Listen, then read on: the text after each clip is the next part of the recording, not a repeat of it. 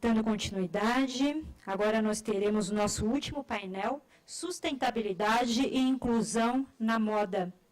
Eu vou deixar para ler o currículo da nossa moderadora e das palestrantes ao final. Só a título de esclarecimento, nós teríamos mais um convidado, mas infelizmente ele teve um problema pessoal e não pôde comparecer. Mas eu tenho certeza absoluta que essa mesa incrível, formada 90% por mulheres, temos um representante masculino, membro da nossa comissão, Dr. Natanael, e doutora Ludmila, representando a nossa Comissão de Estudos em Direito da Moda da OAB São Paulo. Vamos dar início. A moderadora vai ser a Heloísa Artuso, do Movimento Fashion Revolution no Brasil, a Fernanda Simon, à minha esquerda, ao lado dela, que é a representante nacional do movimento do Fashion Revolution aqui no Brasil, a Marcela Elizabeth, que é a vice-presidente da Associação Brasileira Plus Size, temos a Daniela Auler, criadora do projeto Moda Inclusiva, em que inclusive virou um concurso, ela tem cursos, faz um trabalho incrível, depois eu vou ler com mais cuidado o currículo de cada uma, e nós vamos debater aqui hoje um tema, para finalizar, para encerrar o nosso congresso, um tema bastante relevante e importante, que é a questão da sustentabilidade e da inclusão na moda. A preocupação com aquilo que nós usamos e a preocupação em utilizar a roupa como uma forma de inclusão social, porque ela não deve ser restrita apenas e tão somente àqueles parâmetros que todos nós habitualmente vemos na mídia, que nós vemos nas revistas, os corpos perfeitos, 1,80 m com 50 quilos, porque isso é um mundo inatingível. Eu acho que a moda ela deve ser acessível a todos, ela deve ser consumida de uma forma consciente, de uma forma preocupada, e o consumo deve sempre ser feito tendo como preocupação essas situações, aquela tríade em relação à sustentabilidade e a visão da moda como uma forma de inclusão social para todos, sem qualquer tipo de distinção. Então, é isso que a gente vai discutir, debater um pouquinho aqui no nosso último painel de hoje. Agradeço a presença de todas vocês, é uma alegria muito grande tê-las aqui conosco. E vamos dar início. Eu vou passar a palavra para a Heloísa Artuso para que ela faça umas primeiras considerações na condição de moderadora. Obrigada. Oi, boa noite. Queria agradecer o convite, é um prazer estar aqui, fazer parte do primeiro Congresso de Direito da Moda da OAB aqui de São Paulo. Parabéns pela iniciativa, para você, Thaís, e por toda a equipe, a Comissão de Moda daqui, pela organização. Eu tive aqui há não muito tempo atrás, em agosto, falando sobre sustentabilidade, sobre o Fashion Revolution, e estou muito feliz de estar aqui de volta, discutindo temas tão relevantes e tão importantes como a sustentabilidade e a inclusão na moda. A inclusão através da moda, eu acho, né? Porque a moda é uma das plataformas, uma das ferramentas que a gente tem como discutir essa questão e como dar visão, né? Porque quando a gente pensa em inclusão, eu acho que muitas vezes a gente pensa em minorias ou nichos, só que, na verdade, muitas vezes não são minorias e não são nichos. São pessoas pertencentes a todas as camadas sociais, só que em todos os lugares, na verdade, só que a sociedade se acostumou a não perceber que elas estão aí, né? Se acostumou a não dar atenção e valorizar essas pessoas que sim são pertencentes a todas essas camadas. E hoje a gente tem aqui pessoas e projetos que enxergaram na moda essa ferramenta de mudança de comportamento, de mudança social positiva, e que não deixa de ser um ativismo político, social nesse sentido, para trazer visibilidade para essas pessoas e para dar mais voz para essas pessoas. Porque a gente ainda vive num momento numa sociedade, não aqui no Brasil, mas no mundo todo, de padrões muito rígidos, né? Padrões estéticos, padrões de comportamento, que já são muito ultrapassados e representam um falso poder, né? Um falso status. E a sustentabilidade, por sua vez, ela traz esse olhar sistêmico, ela pede por um olhar inclusivo e e ela dá valor, né, para a riqueza na diversidade. Na verdade, ela enxerga isso. A sustentabilidade, ela vem para fomentar o desenvolvimento humano, para valorizar a sociedade, para valorizar culturas, diferentes culturas em diversas sociedades. Vem para promover essas boas relações, essas relações saudáveis entre pessoas e pessoas, entre pessoas e o meio ambiente. Né, que na verdade meio ambiente não é só o ambiente natureza, floresta, afastada da gente, é o ambiente que a gente vive mesmo, né? E eu acho que alguns pontos fundamentais que eu queria ressaltar para a conversa de hoje, porque eu sei que eles vão surgir e eu gostaria que a gente pensasse sobre isso, a sensibilidade, a diversidade, a humanidade e a moda como essa ferramenta de mudança positiva. Antes de começar, eu queria avisar que os palestrantes vão falar na sequência e que eu gostaria de abrir os últimos 10, 15 minutos para perguntas da plateia. Então, a gente vai salvar um tempinho para umas 2 perguntas, talvez 3 perguntas. E agora eu abro para as convidadas, para que elas compartilhem as suas histórias e os seus projetos. E eu queria começar com a Fernanda.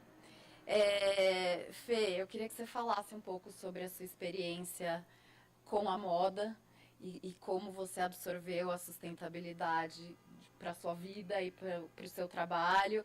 E até o momento que você está hoje, contar um pouco da sua trajetória, falar um pouco sobre Fashion Revolution, os próximos passos, o Brasil Eco Fashion Week que acabou de ser lançado. Conta um pouco. Oi, boa noite.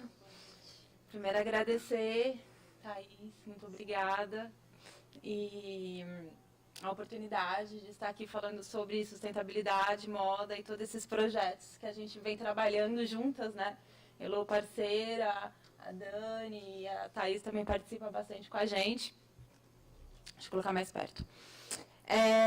E, bom, eu começar contando um pouco da minha história. Eu estudei moda na Santa Marcelina.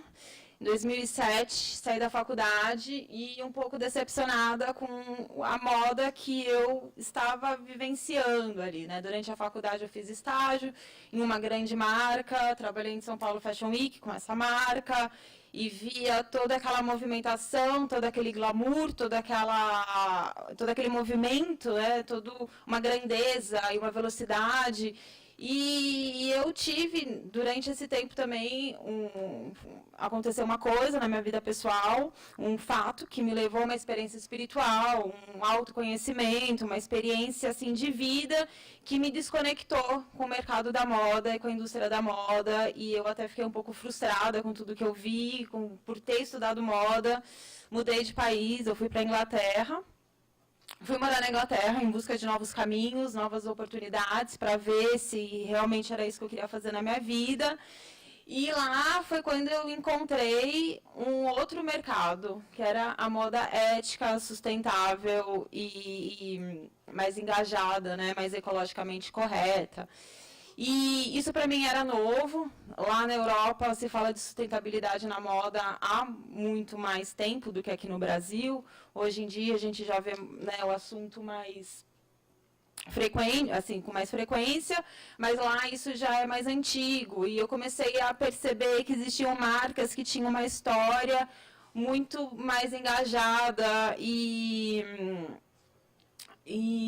marcas que tinham propósito, que tinham trabalho ético, que trabalhavam com tingimentos naturais, com a lã da fazenda, com algodão orgânico, com cânhamo, com cooperativas, com comunidades locais. Então, e que isso tudo ia, né,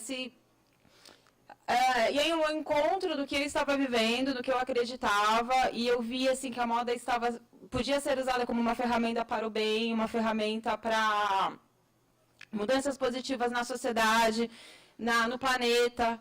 E eu comecei a estudar tudo isso, comecei a estudar sustentabilidade e moda, comecei a entender melhor quais são os impactos da cadeia da moda, né? Quais são os impactos reais, em números, né? É uma das indústrias que mais polui, toda a questão da poluição das águas, que é muito grande, 20% da toda a poluição industrial. A questão da plantação do algodão, por exemplo, e de toda a extração da matéria-prima. Então, a gente tem né, o petróleo, tantas roupas feitas de poliéster, poliamida, toda essa extração do petróleo, tem toda a questão da, como eu disse, a plantação do algodão, muito desse algodão é transgênico, prejudica o solo, prejudica os agricultores. Né? Só na Índia, mais de 95% do algodão ele é transgênico. Então, a gente vê, eu comecei a perceber, estudar tudo isso, e comecei a ver que existiam alternativas, que existem alternativas. Né, como algodão orgânico, como uma produção mais limpa, e que, assim, existe um cenário todo que precisa ser mudado. Tanto como se pensa moda, como se produz moda, então, novas formas de fazer modelagem, né, porque a gente percebe que existe uma sobra de tecidos quando as pessoas fabricam roupa, então, assim, está tudo errado. Né, digamos assim, tudo tem que ser repensado, refeito e reconstruído. E, bom, eu fiquei 7 anos na Inglaterra, estudando e pesquisando e trabalhando. Eu trabalhei com uma agência de sustentabilidade, consultoria para sustentabilidade na moda, chamada Element 23. Trabalhei com pesquisas e vendas também.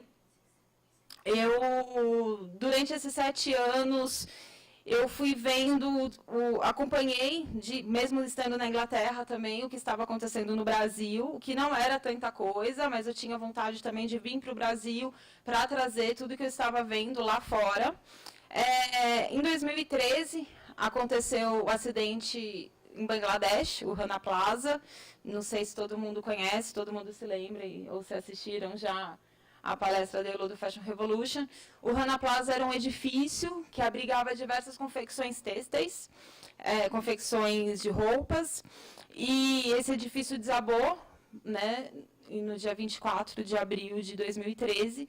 Mais de 1.000 pessoas morreram, mais de 2.500 pessoas ficaram gravemente feridas. E quando a gente diz gravemente feridas, assim, impossibilitadas de trabalhar novamente, tipo, sem braços, sem pernas. Né? Então, esse acidente ele foi realmente um marco na história.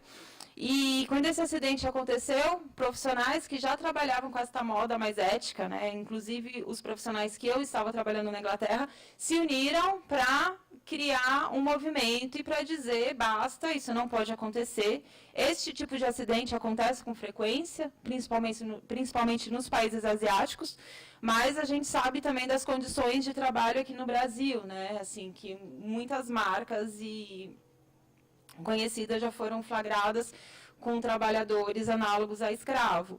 Então, essas questões sociais conectadas à moda são frequentes e elas são muito sérias. Nós estamos falando de trabalho escravo mesmo. Então, isso foi muito sério e esse acidente foi o marco para o Fashion Revolution surgir, nascer no mundo.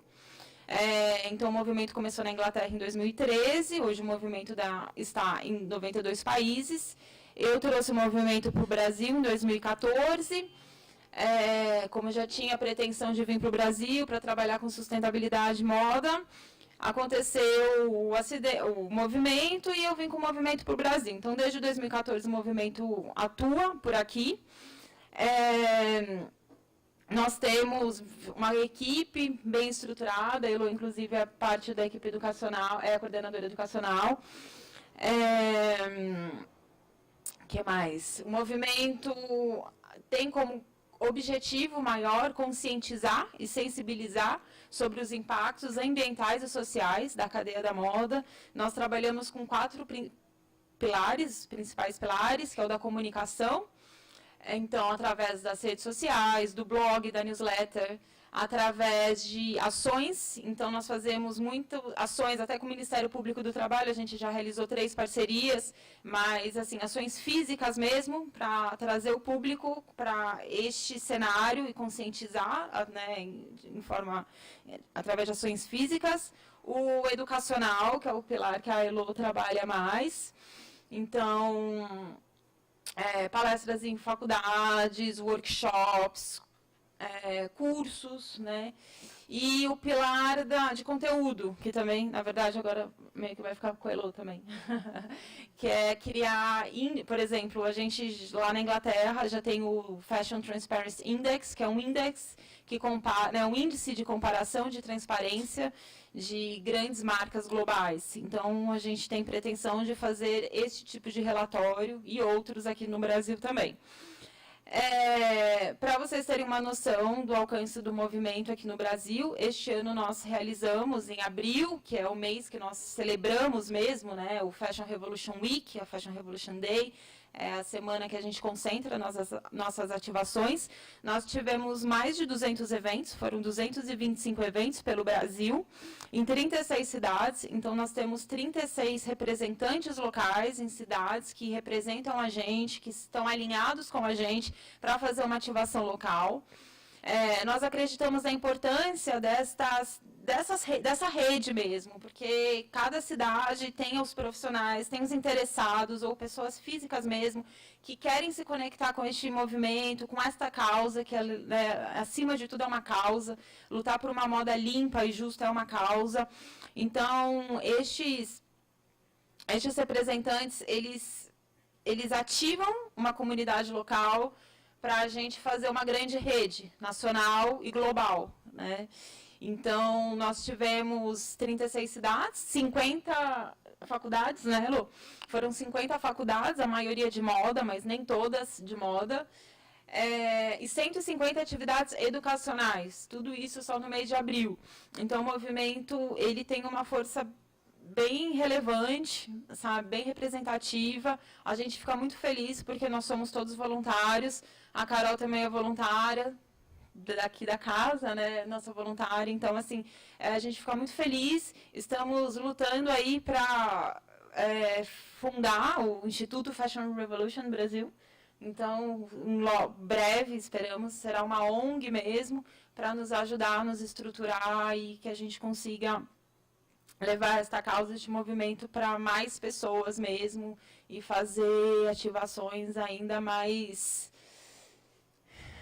fortes. Bom, em paralelo com o Fashion Revolution, eu gostaria de falar também de um outro projeto, que é o Brasil Eco Fashion Week, que surgiu há 1 ano e meio, né, entre amigos também do Fashion Revolution. E foram 4 amigos que começaram, a Elo também estava no processo, ela foi para outro projeto. Mas, enfim, foram 4 amigos que se uniram para criar uma semana de moda sustentável, porque nós percebemos que faltava um espaço para fomentar este mercado. Como Fashion Revolution, nós estávamos sempre falando de conscientização, sobre sensibilização, sobre se perguntar quem fez as roupas, de onde as roupas vieram, se nós precisamos comprar realmente essas roupas, mas a gente não falava de fomentar negócios mesmo. Nós começamos a perceber que as marcas que têm uma produção ética, elas não estão bem estruturadas no mercado. Nós começamos a perceber que os profissionais também não estão bem empregados, assim, né, digamos, e os consumidores, eles não sabiam onde encontrar essas marcas. Quem são essas marcas que têm uma produção limpa? Onde que eu vejo essas roupas, né?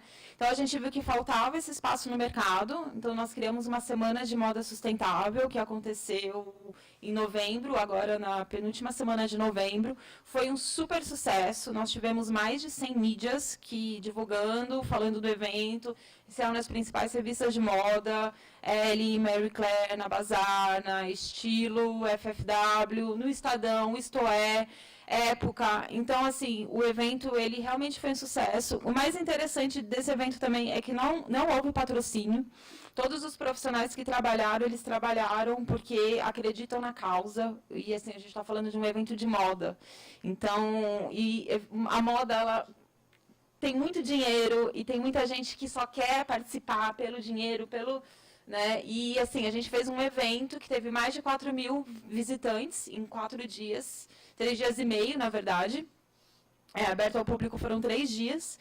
E foram mais de 4.000 visitantes, foram mais de 30 palestras, foram mais de 40 marcas expositoras. Nós tivemos 13 desfiles, desfiles de marcas lindas, que têm um trabalho ético, que trabalham com matérias-primas ecológicas. Então, assim, foi um super sucesso e, para a gente, assim, foi a comprovação disso tudo, sabe? Que existe moda sustentável no Brasil, que este mercado está em ascensão, existem pessoas interessadas no assunto, existem público, mídia, profissionais. Então, assim, isto é o futuro já está acontecendo e foi muito positivo. Eu queria compartilhar sobre o BI com vocês. Desculpa, eu ainda tenho mais tempo?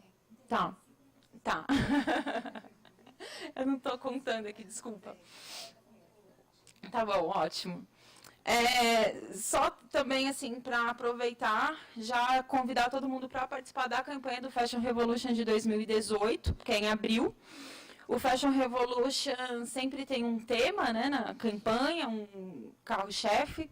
Este ano nós vamos falar sobre 5 anos depois do Rana Plaza, né, 5 years after Rana Plaza. E, assim, o que mudou? Então, é um questionamento bem interessante para a gente ver o que aconteceu durante esses 5 anos, depois deste desastre tão marcante, né? E qual que é a nossa relação com este desastre, né? Porque, assim, a gente fala de um acidente que foi lá em Bangladesh, que é um país que muita gente nem sabe onde é, enfim. Mas é mais próximo do que a gente imagina, porque com certeza que se todo mundo chegar em casa e olhar as etiquetas, vai ter alguma roupa de Bangladesh. Assim, as roupas que nós consumimos, se a gente for no shopping, assim, às vezes eu entro no shopping numa loja, eu fico lá revirando as etiquetas. É na China, é na Índia, é em Bangladesh, é no Camboja. Então, assim, este acidente ele está mais perto da gente do que a gente imagina, né? Então, 5 anos se passaram, foram muitos feridos, muitos mortos. Existem famílias das vítimas que até hoje não foram indenizadas. Então, assim, a gente já está falando de um país extremamente pobre, um dos mais pobres do mundo, de trabalhadores que já trabalham em condições extremamente precárias, e assim, eles morreram por isso, as famílias nem foram indenizadas. E quando a gente vê as marcas que estavam ali dentro, são marcas que todo mundo aqui conhece. Então, o assunto ele é muito sério mesmo, e já quero convidar todo mundo para essa reflexão e participar da campanha de 2018. Nós vamos manter em contato para divulgar e convidar todo mundo. Conte conosco. Inclusive, a gente pode fazer alguma coisa junto aqui na casa. Com certeza. Para o lançamento, para fazer uma divulgação, um barulho bem grande, como fala meu noivo. Ótimo. Conta com a gente. Maravilha. Então, eu acho que é isso por enquanto. Obrigada.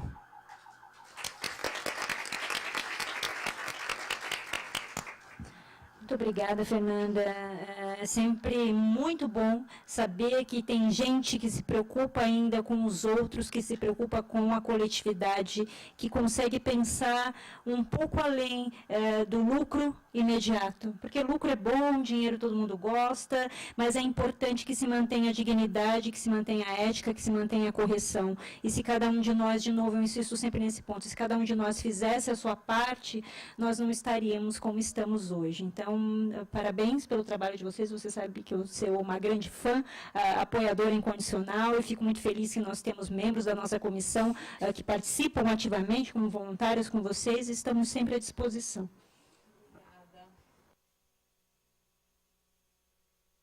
Esqueci do microfone. Eu queria passar agora para a Marcela.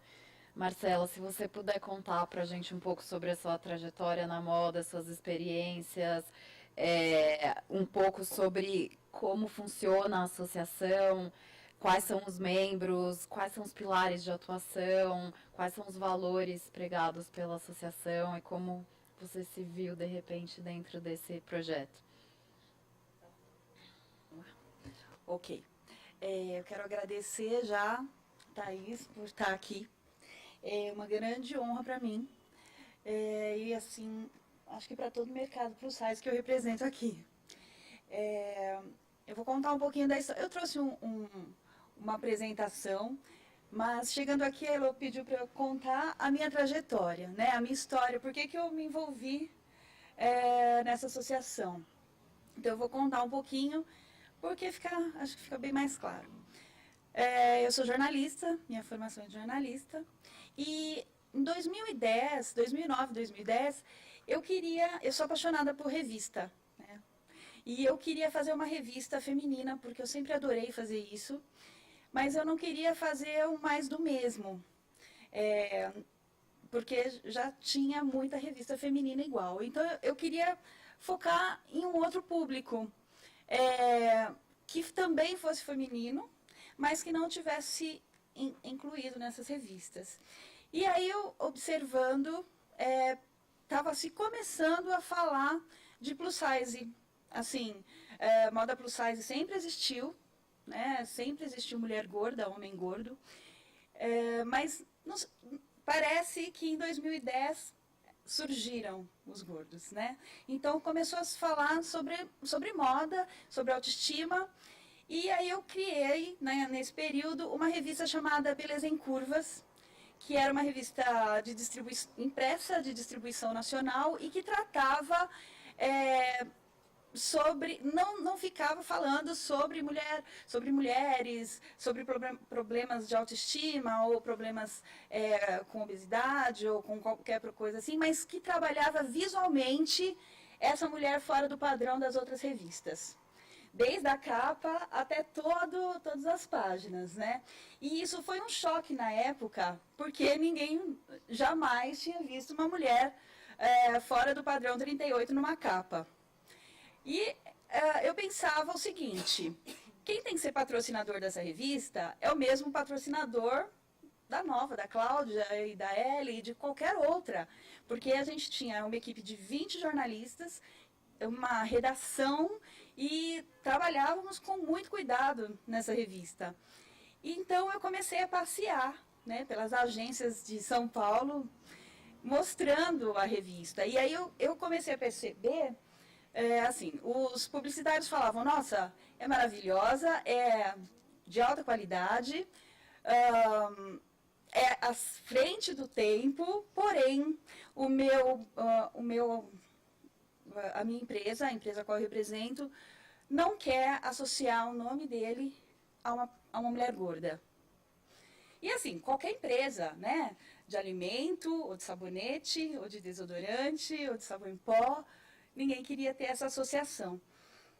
Por conta disso, eu fiz essa revista por 6 meses, por 6 edições, com recursos próprios, esperando que alguém, né, no mercado olhasse e falasse: puxa, eu vou acreditar e vou investir nisso.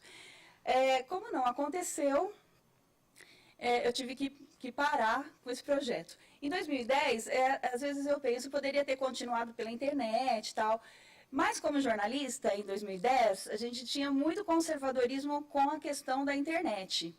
Todo mundo gostava de papel, né? Então, era uma resistência, foi uma resistência minha, não fazer essa transição rápida para a internet. E hoje, olhando, vejo que talvez teria sido uma boa continuidade, mas rompeu-se ali, né? Então, encerrou esse ciclo, né? Por um tempo depois eu tentei ressuscitar a revista, mas ainda era a mesma posição das agências, a mesma visão. Então, eu achei que não era mais para voltar. Paralelo a isso, por conta de entrevistar muita gente, de falar com muitos empresários, eu comecei a perceber a necessidade da moda, né? A necessidade de se fazer moda plus size. Em todas as áreas, desde lingerie até calça jeans, passando por todos os mercados, por todos os estilos de roupa. E como eu tenho... A minha mãe sempre trabalhou com costura, né? Sempre trabalhou com controle de qualidade de costura. Então, eu conversei com ela, falei: mãe, vamos arriscar? Vamos ver o que a gente faz com isso? E nós começamos uma confecção, trabalhando moda plus size. Trabalhamos ali 2 anos, tal, e eu comecei a perceber, trabalhando dentro da moda, que a moda plus size está à margem, da sociedade. Parece que a gente faz um trabalho eu falo assim, que é meio vender drogas.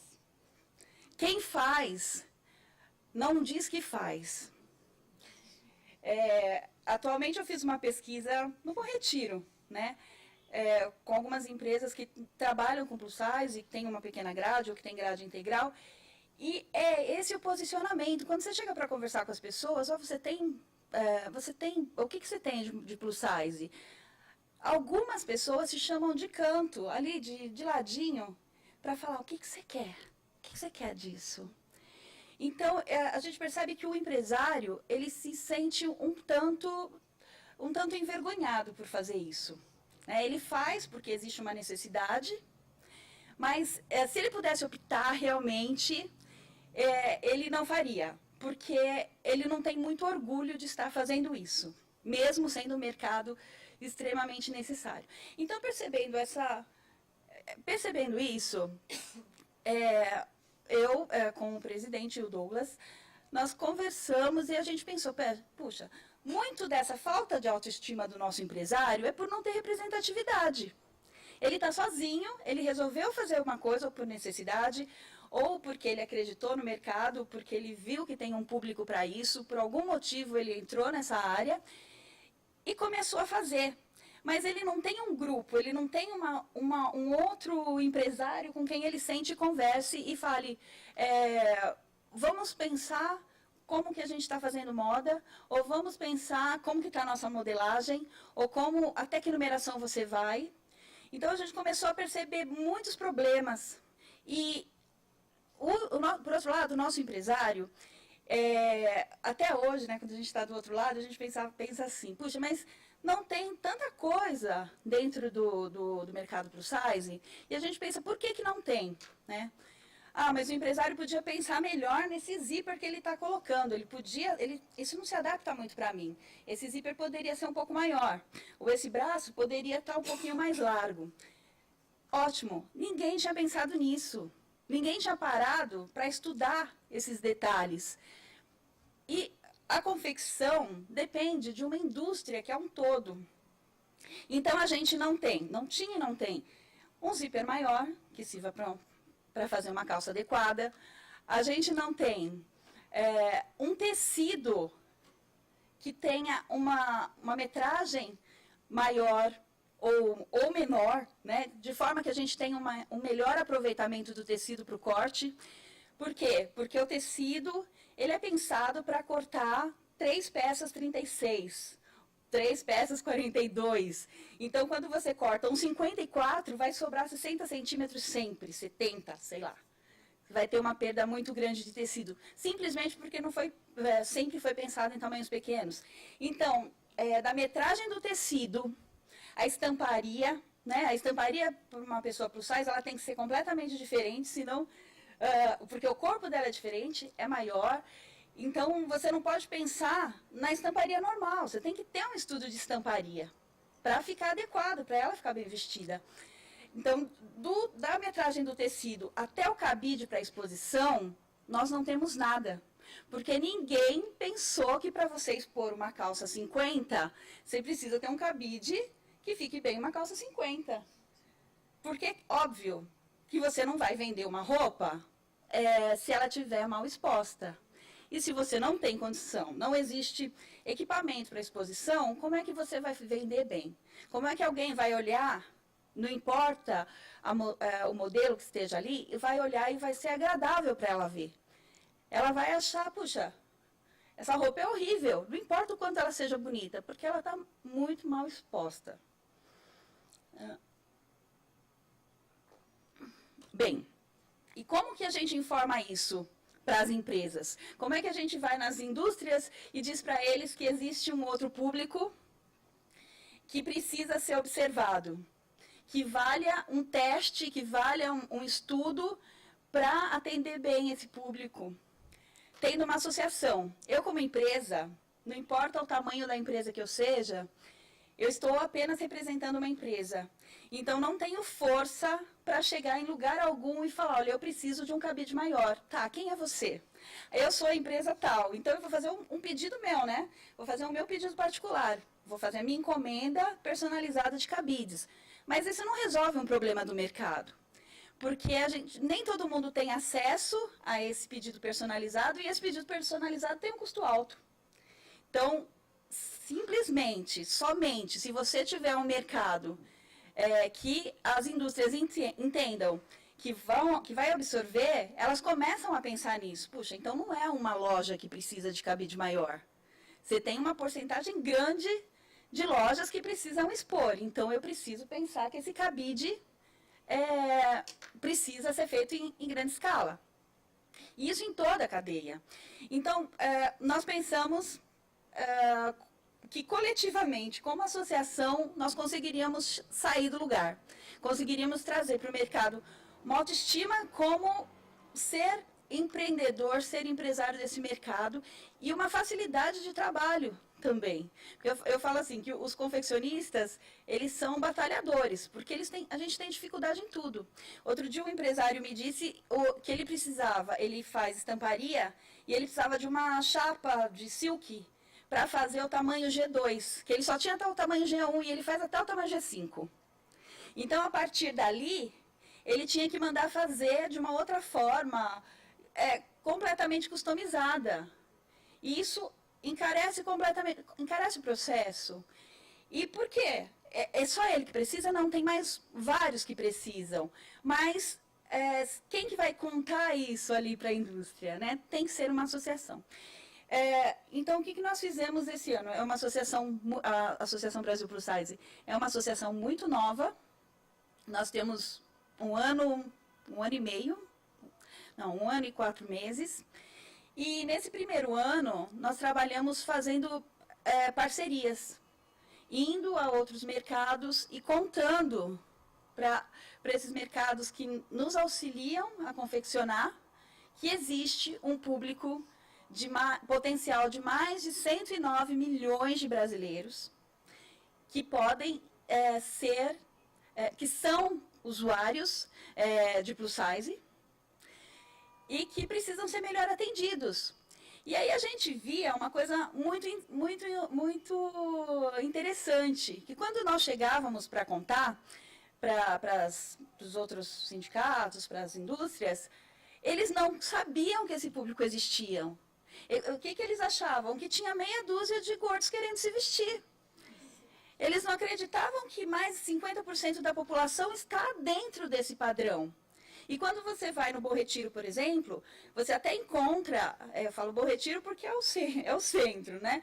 Você até encontra plus size, né? Então você vai encontrar plus size 42, plus size 44. Por quê? Como que é isso? Porque se eles trabalham com padrão que a média, que o meu tamanho G é 40, então na minha empresa 42 é GG, 44 já é extra G. E é plus size, né?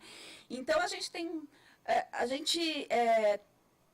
primeira coisa, não existia um padrão que dissesse da onde que começa o plus size. Existia muita briga, né? Dentro do próprio mercado plus size, as pessoas falavam, é o quê? 42? É 44? É 46? O que é plus size? Então, nós fizemos um estudo, rapidamente, juntamente com o mercado com médicos, né? Porque o mercado plus size, ele trabalha juntamente com a medicina. Porque quem tem os dados do mercado plus size? Os médicos. Eles que sabem quantas pessoas são atendidas e quais são todos os problemas que envolvem, né? Então, a gente tem que buscar dado onde tem. Então, nós fomos lá e descobrimos o seguinte, que quando você entra no sobrepeso, que é aquilo que a gente fala de IMC 25 para 26, invariavelmente a pessoa está usando 46. Então, é quando ela está com sobrepeso, também ela usa 46. Então, assim, nós colocamos, a partir desse estudo, nós identificamos que o plus size começa a partir do 46, que é onde começam realmente os problemas com a compra. Antes disso, 42, 44, você vai numa loja de departamentos e você consegue comprar o que você quiser. E você tem uma grande variedade de escolha. E a partir disso, a partir do 46, você já tem uma grande dificuldade. Então, nós identificamos e dividimos esse mercado em dois momentos. O consumidor de 46 a 50 e o consumidor acima de 50. Então, o que a gente descobriu? Que 10% da população utiliza acima de 50. Se você tem uma população de 200 milhões de pessoas, 20 milhões de pessoas são usuários acima dos 50. Então, você imagina o quanto a indústria precisa se modificar para atender essas 20 milhões de pessoas. 20 milhões de pessoas não é pouca gente, é muita gente, que não estava sendo atendida, não estava sendo reconhecida. E quando a gente estava fora do mercado, a sensação que a gente tem é assim, estão nos ignorando, não querem nos ver. Mas, na verdade, não estavam literalmente nos vendo. Não era assim, não quero atender. Ninguém tinha ido informar, ninguém tinha ido contar que esse público existia. E o que era muito legal é que todos os lugares que nós chegávamos, as pessoas ficavam felizes com a informação. Então, tem gente querendo trabalhar para esse público e não sabia. Então, a gente fazia assim, né, tinha um campo de força. Gente que precisa de mercado para atuar e para diversificar os seus negócios, e gente que precisa vestir e não tinha um elo de informação entre essas duas cadeias. Ainda tem tempo? 2 minutos? Então, esse ano a gente trabalhou muito a questão de convênio, né? Então, muito com universidades, muito com escolas técnicas. Nós formamos a primeira turma de moda em parceria com a Fundação Paula Souza, a ETEX. Nós temos agora 150 alunos que saem com formação de plus size, que a associação trabalhou com essas turmas, 6 turmas de moda. Eles saem com um diploma de vivência e treinamento em modelagem plus size. Então, assim, 150 não é pouco para atender a indústria, mas são os primeiros, né? A gente criou, depois de um longo namoro, junto com o Senai, o primeiro curso do Senai de moda plus size industrial, que não existia. E eu sempre falo, né? Falo para o pessoal do Senai assim, quem tem que difundir isso é o Senai, porque quem leva informação industrial para o Brasil inteiro? Não sou eu, não é uma pequena escola.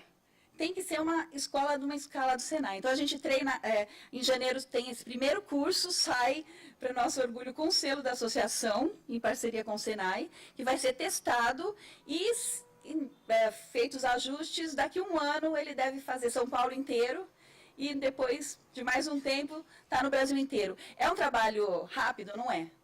A gente sabe que é uma sementinha que a gente tem muito, muito, muito que fazer. Mas a gente acredita muito que está acontecendo e está dando muito certo. Por enquanto é isso.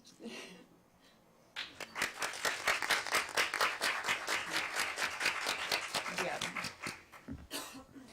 Marcela, agradeço a partilha. Você sabe, desde que quando nos conhecemos, fizemos a primeira reunião, eu já me encantei com seu histórico de batalha, de luta por aquilo que você acredita. Eu acho que todas nós aqui na mesa temos isso em comum, de lutar por aquilo que acreditamos.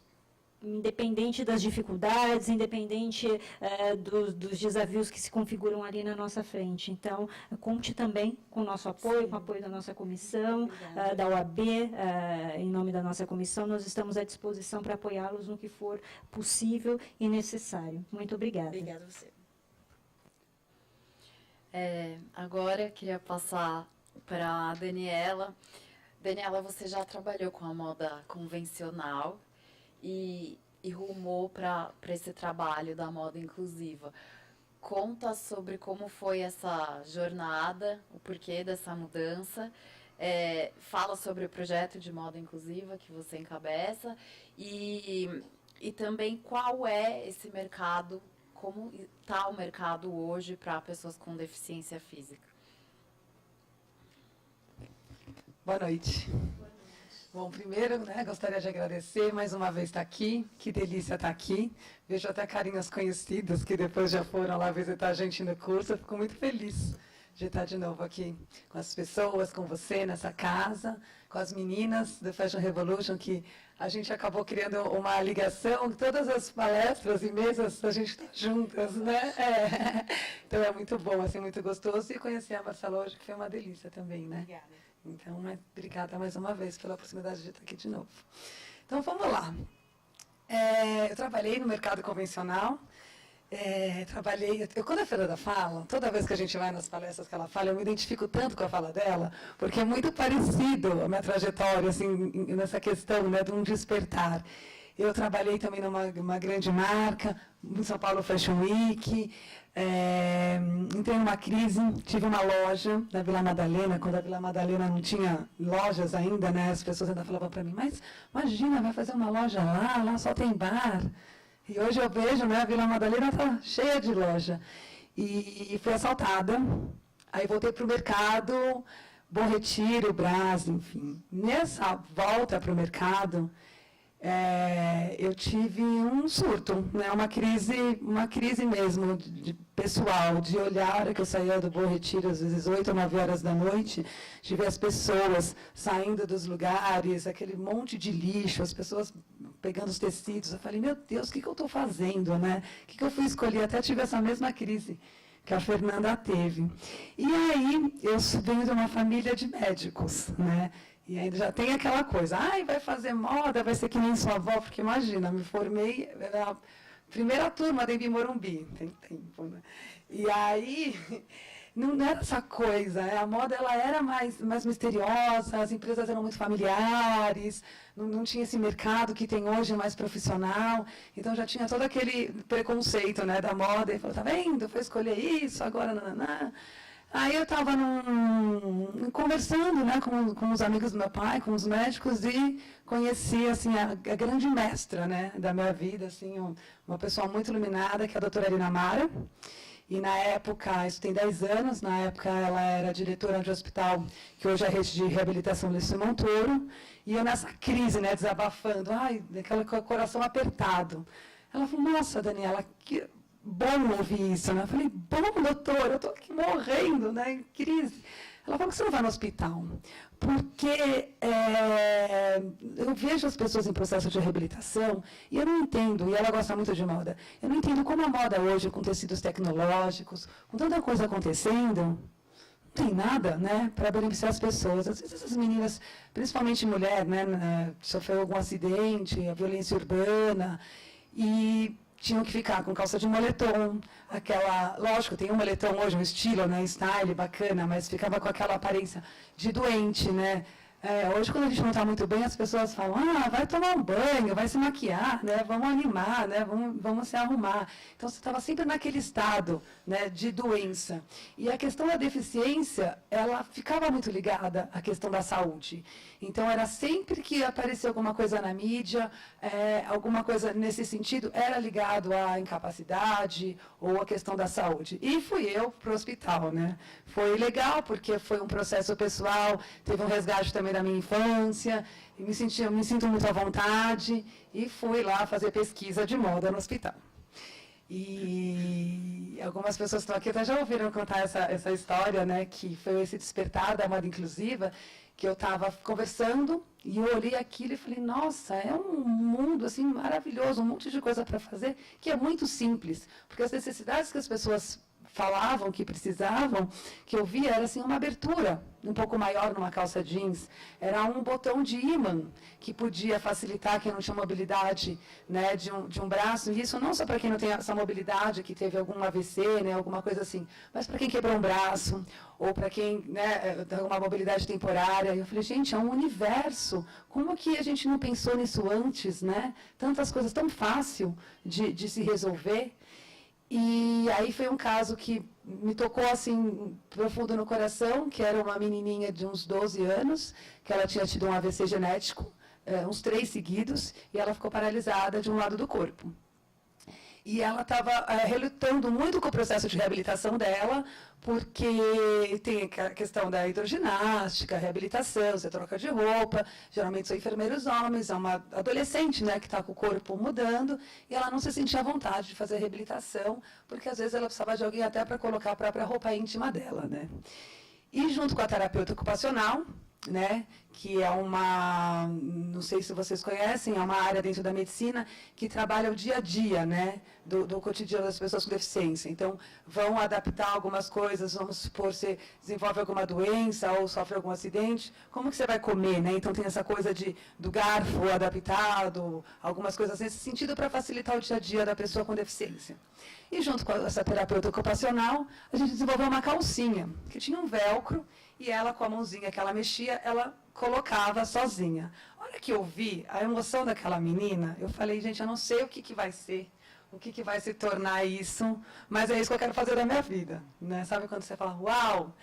E eu falava antigamente, né, que por sorte, mas hoje eu acredito muito na sinergia, né, nas teias, que as coisas acontecem na hora certa.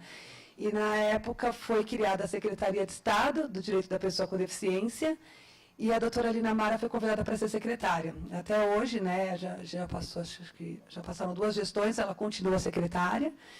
E ela falou, poxa, Daniela, a gente acabou de escrever o projeto no hospital e vamos falar de política pública. E a gente tem que falar sobre essa questão atitudinal. Não adianta só a gente falar de barreiras físicas, né, porque é um tema que tem muito preconceito também lá atrás, né, de história, de cultura, de pessoas, né, de cultura, de tribos até, que quando nasciam algumas pessoas com deficiência, matavam ou levavam para a igreja. Tem aquela coisa da religião também, que as pessoas achavam que era um castigo. Então, tinha muitos mitos, né, em cima disso. A gente tem que trabalhar alguma coisa. E a moda é uma ferramenta. A moda, ela leva para a mídia de uma forma lúdica, né, tudo isso. Ela resgata a autoestima, o talento. E aí começamos, dentro da secretaria, a criar o concurso de moda inclusiva. Porque como a gente via, né, a moda dentro disso? Bom, vamos trabalhar com os estudantes. O que as pessoas precisam? Estar representadas, né? E a gente começou esse concurso. Agora a gente vai estar na 9ª edição, que inclusive sábado é a final do 9º concurso. Não sei se a Kátia chegou a falar. E aí vocês já estão todos convidados, vai ser na Unibis Cultural, que é do lado do metrô Sumaré, às 5h. Então, vale a pena ir, porque é muito legal. E aí, começou pequenininho, o concurso se tornou internacional, a gente começou a ter uma demanda de alguns países. Interessante que a Rússia foi um país que se inspirou, a gente levou uma comissão aqui de São Paulo para a Rússia. A Rússia hoje tem inúmeros concursos voltados para as pessoas com deficiência, e lá eles segmentaram um pouco os concursos, né? Então, tem o concurso para a pessoa com deficiência visual, o concurso para a pessoa com deficiência física. Aqui a gente acredita na moda para todos, né? Então, que a moda inclusiva, ela não é só uma moda para a pessoa com deficiência. Lá atrás, quando foi criado o concurso, para pensar sobre essas modelagens, é porque a gente precisava realmente desnivelar para nivelar. Hoje eu fico muito feliz, a gente fala que a gente espera que um dia a secretaria nem exista, né? Que não precise pensar nisso, ter um órgão que trabalhe transversal para pensar nisso. E esse concurso começou, eu lembro que no começo, nossa, a gente tinha que implorar para as pessoas, gente, participe, é muito legal, né? Hoje a gente recebe mais de 800 inscrições do mundo inteiro, e os trabalhos foram melhorando significativamente, mas é um desafio estar no mercado, né? E hoje a qualidade do trabalho é muito legal. E como que a gente ia começar a trabalhar para chegar no mercado? O que acontece? O mercado, o empresário, o que ele acha? Que se ele fizer uma moda voltada para a pessoa com deficiência, tem a questão da imagem, que às vezes algumas marcas não querem se associar, né? E tem a questão também de achar que isso vai ficar muito mais caro, que você vai customizar uma peça. Só que não é que nem você constrói já pensando na acessibilidade, já está dentro, né, do seu custo, do que você construir e depois você ser obrigado a colocar acessibilidade. Então, você pensar já de uma forma diferente, não sai tão mais caro do que uma peça, vamos dizer, convencional. Né? Eu ainda estou estudando palavras para a gente falar sobre o convencional, né, falar moda normal, e como que a gente fala também, porque é uma coisa muito nova. Né? E a gente vem trabalhando até essa questão das palavras, do cuidado, e até a forma com que se fala pessoas com deficiência, né? Por exemplo, antigamente era portador, né? Ou pessoas com necessidades especiais. E aí tem gente que fala, nossa, Daniela, mas pessoas com deficiência é tão... Não acho tão legal, acho mais bonitinho, especial, enfim. Só que foi um termo que a ONU colocou, né, de pessoas com deficiência, porque o que a ONU, junto com todo um estudo que até o Brasil assinou, né, essa convenção, o que eles perceberam? Que a pessoa com deficiência, ela não é que ela possui, né, ela não porta isso, porque a gente liga muito isso ao ambiente. Se você tem um ambiente com acessibilidade, você tira a questão da deficiência da pessoa. Então, um cadeirante num ambiente com acessibilidade, ele não tem mais aquela deficiência, ele chega até onde qualquer pessoa que não esteja na cadeira de roda chegue, né?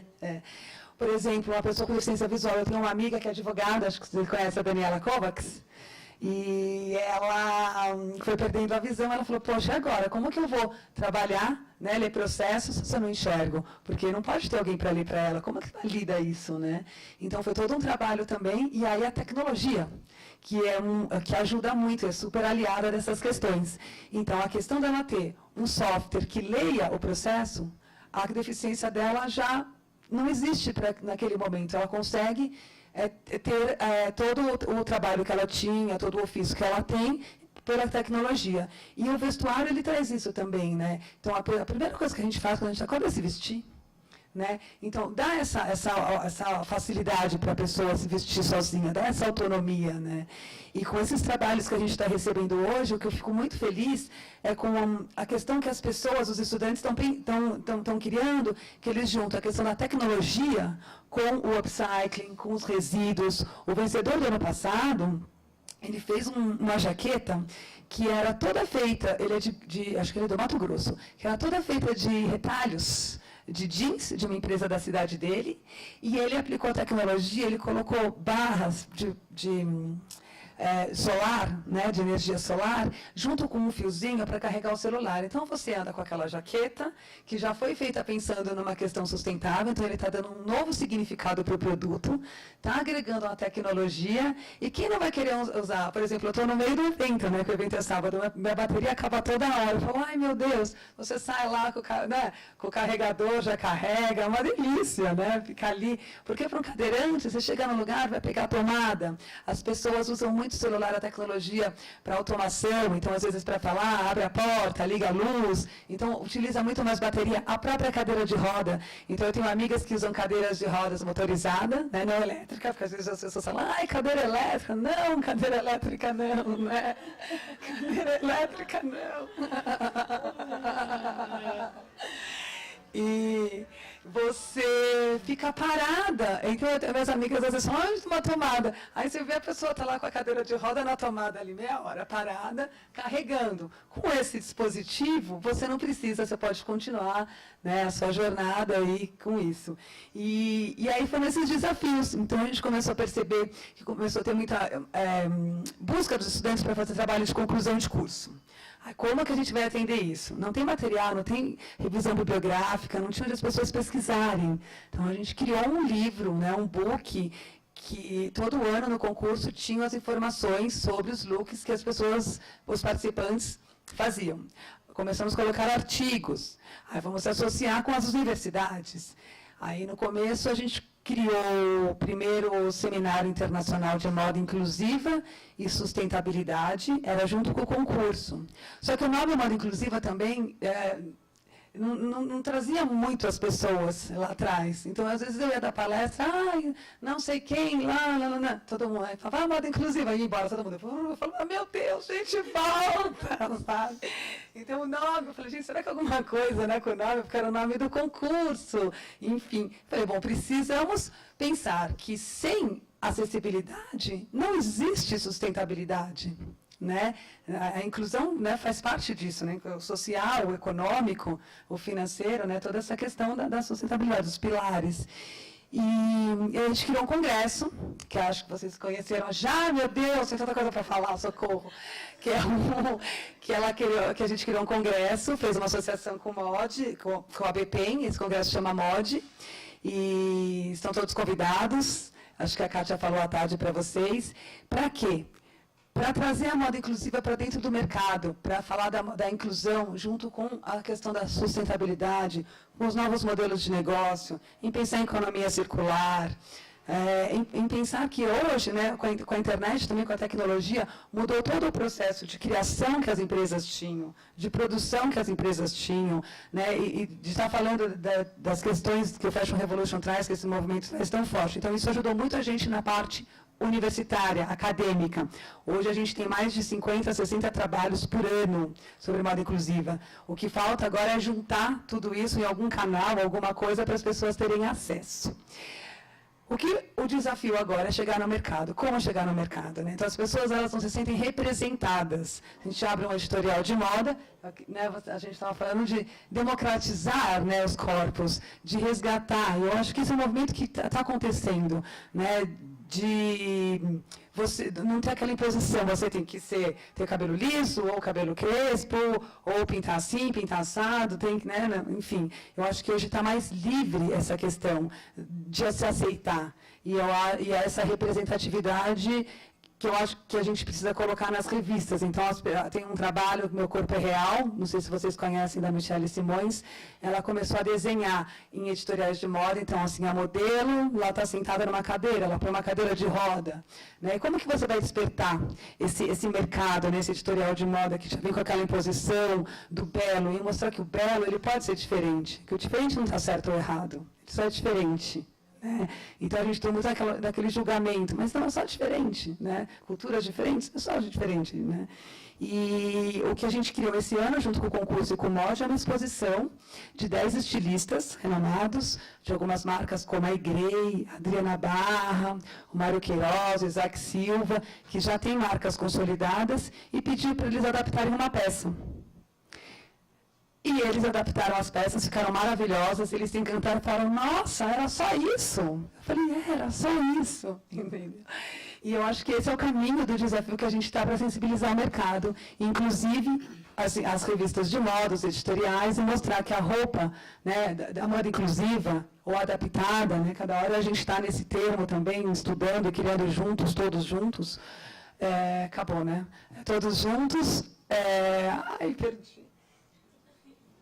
Bom, essa moda para todos. E que uma roupa que tem esse zíper inteiro na lateral que facilite um cadeirante, uma pessoa com prótese, facilita a todos nós. Então, é uma opção aí para a gente ter de chegar numa loja e escolher o que ter a opção, querer adaptar ou querer já adaptada. É isso, gente. Obrigada. Espero vocês no sábado, na sexta, no congresso, para a gente conversar mais.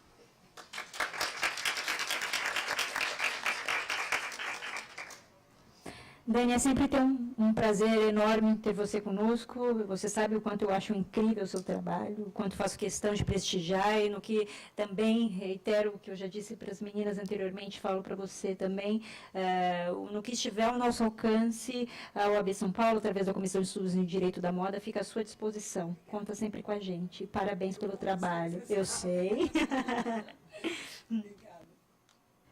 Eu acho que a gente podia abrir, né, para perguntas agora. A gente só vai dar para fazer uma pergunta, Uma Lu. pergunta? Uma perguntinha só. Abrir para pergunta. Para a pergunta. Alguém gostaria de formular plateia? algum? Está todo mundo tímido, é isso, gente? Tá Finalizando. acabando o tempo, gente. Agora ou nunca. Alguém da mesa gostaria de fazer algum questionamento?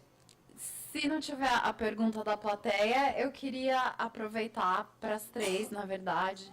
Então. Marcela.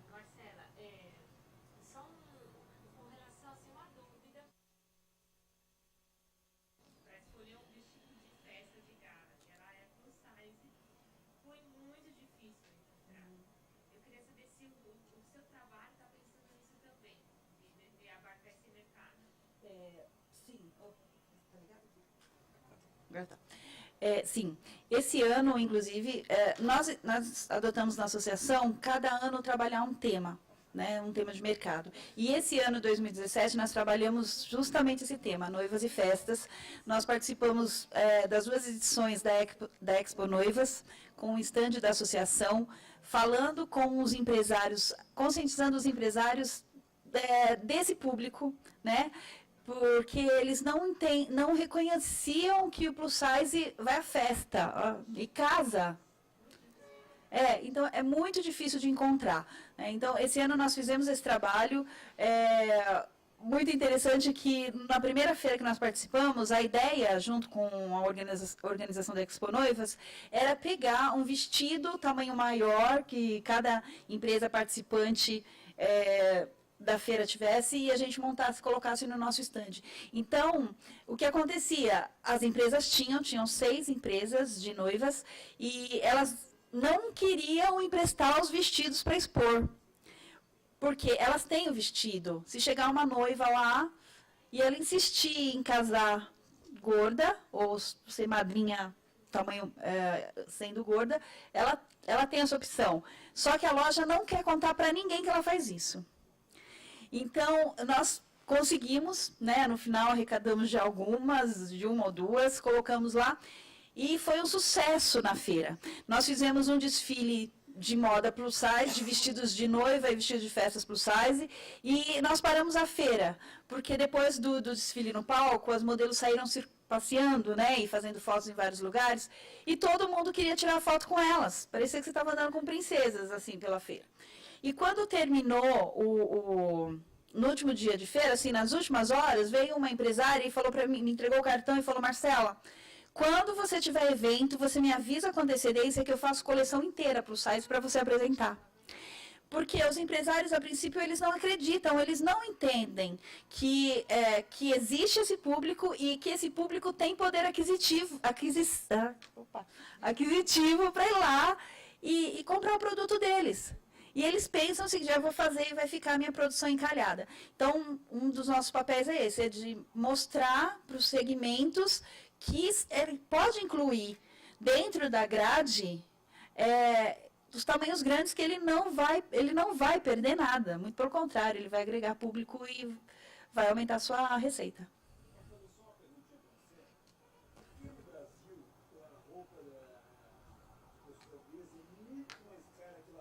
Sim. Eu sei que dentro era o mesmo, eu pegava 200 quilos, então eu tinha dificuldade de comprar roupa aqui no Brasil barata, era muito mais fácil. Bom, justamente por causa da escassez de empresas e lojas trabalhando com isso. Então, quando o empresário entra nesse mercado, ele já pensa que ele pode cobrar muito. E atribui muito a isso ao tecido. Fala, não, a gente faz isso, é mais caro porque a gente usa mais tecido. E, na verdade, o público absorveu essa desculpa também. Fala, puxa, então eu pago mais caro porque é mais tecido. E, na verdade, se nós tivéssemos no mercado realmente uma tecnologia de modelagem correta, uma tecnologia de estudo de corpos, para fazer o melhor trabalho, talvez nós pudéssemos cobrar um pouco mais, porque nós estamos usando um outro recurso, uma outra tecnologia que até então não é utilizada. Mas é principalmente por conta da escassez. Então, assim, é a lei da oferta e procura. Não existe, só existe na minha loja, você vai pagar o meu preço ou você vai usar toalha de mesa, o lençol, né? Então, é mais ou menos por aí. Então, o nosso empresário ainda não tem suporte, né? Não tem suporte de toda a indústria, então tem a questão da dificuldade que eu falei. Então, ele tem uma dificuldade de trabalho, sim, mas ainda não justifica os preços que são cobrados, né? Mas a gente ainda tem um longo trabalho aí para ensinar para esse empresário fazer essa conta dele fechar de uma outra forma que não seja cobrando exorbitantemente do seu cliente. Por quê? Se você tivesse um preço mais acessível, você compraria muito mais. Então, ele ganharia de uma outra forma. E não, você vai comprar um terno, você vai pagar uma fortuna, você vai ter um terno só. Se você pagasse um pouco menos, ou pagasse o justo, você teria 3, 4, 5. Então, muito dessa mentalidade do nosso empresário ainda precisa ser mudada. Bom, tá vendo como tinham perguntas? A gente precisa encerrar, infelizmente, a conversa tá boa, na verdade, queria continuar aqui. Queria agradecer as histórias e projetos compartilhados. É muito bom ouvir que essas transformações pessoais e profissionais caminham juntas e que elas surgem dessa vontade, ou na verdade a necessidade de mudança social. E elas vêm para promover relações mais solidárias, mais justas e mais verdadeiras. A empatia, eu acho que é um elemento fundamental aqui quando a gente consegue se colocar no lugar do outro. É o primeiro passo para que a gente comece a discutir, dialogar e conquistar essas mudanças. Que essas histórias sirvam de lição para outras iniciativas, sirvam de inspiração, na verdade, para tantas outras iniciativas que possam surgir, para que um dia a gente não precise mais estar aqui nessa mesa discutindo sustentabilidade ou inclusão, e que tudo isso, e que na verdade a discussão vire em torno de pessoas que façam parte, que pertençam a um todo. Acho que é isso, Thaís, você quer completar? Pessoal, rapidamente, só fazer a leitura, porque foi feita a leitura do currículo de todos que estiveram aqui conosco, então vou fazer rapidamente a leitura, nós já procedemos ao encerramento também. Vamos lá. Heloísa Artuso, graduada em Desenho de Moda pela Faculdade Santa Marcelina, mestre em Design Futures pela Goldsmith University of London, com foco em consumo consciente na moda, cofundadora e consultora da UN Moda Sustentável, professora de Design e Sustentabilidade, estilista, palestrante, coordenadora educacional do movimento Fashion Revolution no Brasil. Fernanda Simon, coordenadora nacional do Fashion Revolution no Brasil, consultora de moda sustentável, co-idealizadora da Brasil Eco Fashion Week e ativista, graduada em desenho de moda pela Faculdade Santa Marcelina, especialista em moda sustentável, trabalha com pesquisas, vendas e consultoria, participa e organiza diversos eventos, palestras e debates. Marcela Elizabeth, graduada em comunicação social e jornalismo pela Uninove, extensão e jornalismo de moda pela Belas Artes, vice-presidente da Associação Brasil Plus Size. E Daniela Auler, bacharel em negócios da moda pela Universidade Anhembi Morumbi, especialista em responsabilidade social e sustentabilidade pela FGV e coordenadora do projeto Moda Inclusiva da Secretaria dos Direitos das Pessoas com Deficiência do Estado de São Paulo. Eu agradeço a presença de todas vocês aqui hoje, uma alegria muito grande e com certeza no próximo ano vamos fazer um evento exclusivo para tratar sobre essa temática, moda sustentável, inclusão, acessibilidade, porque isso é necessário dentro da nossa sociedade que as pessoas entendam que a moda é para todos e que a moda é uma forma de inclusão social. Agradeço a todos vocês que estiveram aqui conosco o dia todo, a vocês que estiveram nos acompanhando, nos assistindo. Agradeço ao diretor do Departamento de Cultura e Eventos, Dr. Humberto Luiz Borges Durso, por todo o apoio, ao nosso presidente da OAB São Paulo, por todo o apoio que sempre nos deu, por dar o crédito e a credibilidade ao trabalho que desenvolvemos. Dr. Marcos da Costa, muito obrigada. Agradeço também a CAASP pelo apoio ao nosso evento, na pessoa do Dr. Adib. E eu peço, por favor, que todos os membros da nossa comissão que estejam presentes levantem, e eu peço aos colegas de pé, gente, por favor. Eu peço, por gentileza, cadê os membros da comissão que não levantam? Por favor, eu peço uma salva de palmas a todos, porque sem eles não seria possível hoje.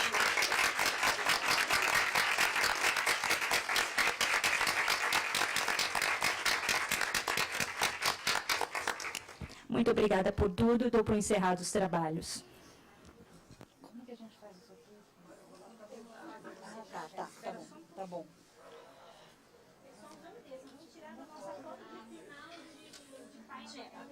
Tá, vamos lá.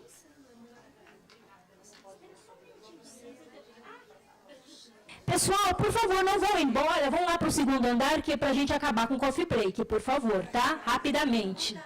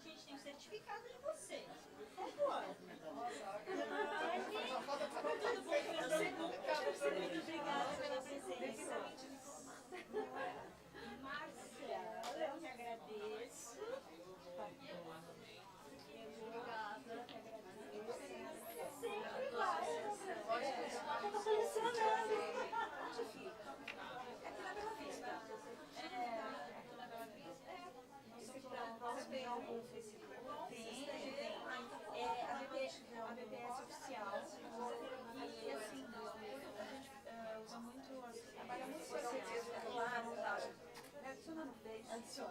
Porque eu quero fazer legal. Tá bom. Seu evento, obrigada. Amanhã começa às 10 da manhã. Legal. Tá bom.